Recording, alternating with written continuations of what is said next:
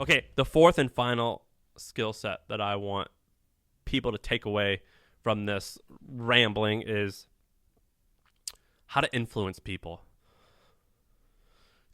I'll call it persuasion or influence. It's very similar to copywriting, but this one's a little bit more psychological, but it's similar. And what most people don't realize is how to get people to do what you want them to do, or how to influence them to think how you think. And that sounds evil, but that's not how I mean it. I mean, you could use it for evil ways. I mean, the stuff that you convince people to give to a nonprofit, or you convince people of certain morals or why something's bad and something's good, it's the same stuff that you can use to get people to do a lot of really bad things. And so this is definitely a scary skill set to learn. But the thing is that people are like animals. I mean, in the same way that if you show a dog food, what's that Pavlovian experiment where you show a dog food and you ring a bell, so the dog starts associating the bell with the food, and so whenever you ring the bell, he starts slobbering. People are the same way. There's all these little tricks that you can do to get people to say yes to certain things or get them to buy into certain things more. So, for example, if I'm a politician and I want to put a huge billboard in your front yard, the likelihood of me just knocking on your door and asking to put this big billboard in your yard, the likelihood of you saying yes is pretty low. But if I go in there and I say, hey, can I put this small little sticker on your window? And the likelihood of you saying yes to that is quite high. Now, if I go back a week later and ask you to put this big billboard in your front yard, the likelihood then that you're going to say yes is a lot higher than had I not asked you to put that small sticker, because you're already bought in. And there's about 8 or 9 principles just like this of getting you to buy into things. So another one's the rule reciprocity. And so what that means is, let's say that let's say that you go out of town and I'm your neighbor, and you ask me to check your mail for you when I'm gone. And I say, yeah, sure, no problem, I'll check your mail. I've just done a favor for you. Now you owe me a favor, and this is how humans work. We work on favors. And so now let's say next week I go, hey, look, I checked your mail last week. Can I borrow your car for a day?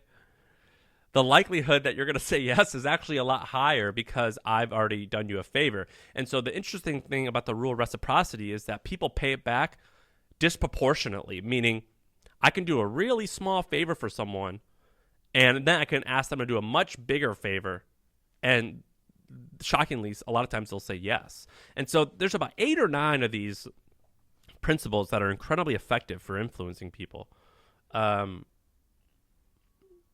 Another example, I've used this before. I went and bought a motorcycle for a guy for $3,000, or he was asking $3,000 for it.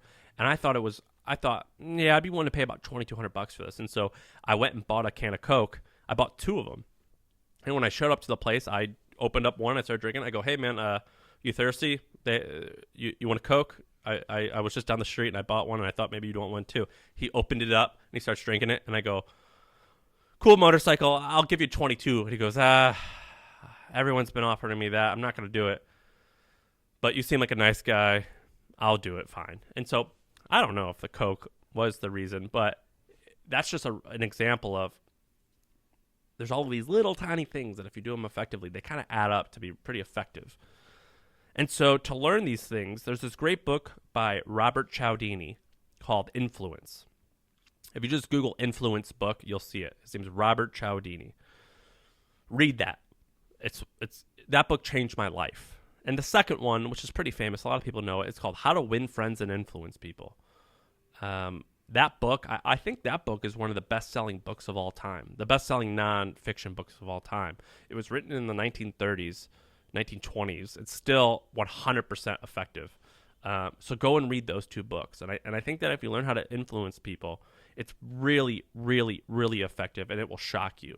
Now, like, I was a nerd in high school, and I liked women, and so I was always just like any other kid. I wanted to go and meet girls.